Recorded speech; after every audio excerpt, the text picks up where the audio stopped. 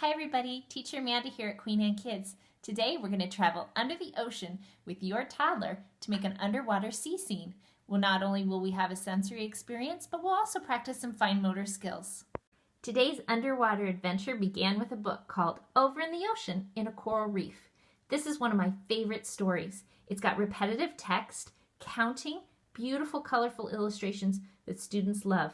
The song is sung to the same tune as Over in the Meadow, counting all the way up to 10 seahorses. And on the very last page, you get to count all the way from 10 down to 1 when you find all the animals hiding in the ocean. Now, after our story, we got started right away on our art project. When story time's over, it's time to start making some art. Today, we based our projects off of paper plates.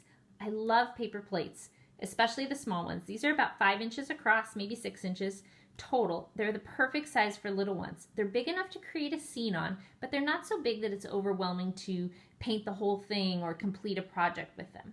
So each student receives a paper plate and a paintbrush, and then I give them a squirt of paint. Now, I have used liquid washable tempera paint, and I feel very strongly about always using washable paint, especially with the youngest artists. They get it on their clothes, they get their sleeve in it, right on the front of their shirt. So I know moms and dads are going to be appreciative of that. Now, first thing they do is paint their paper plate, and then I gave them some stickers. And this big sheet actually has 6 individual sheets inside. So everyone gets a sheet of stickers where they can work on their fine motor skills. I ask each student to try peeling off their stickers. Some of my youngest who are 1 or just like 18 months, sometimes they have a hard time with that still, so I'll help them get their stickers started, but I like them to peel and stick it themselves and work on that. It sounds really simple, but for little ones, this is a big deal. Now, I'm a big proponent also in using non-traditional items in my art, recycled materials and things that you wouldn't normally expect, like a hula skirt. I love using this hula skirt.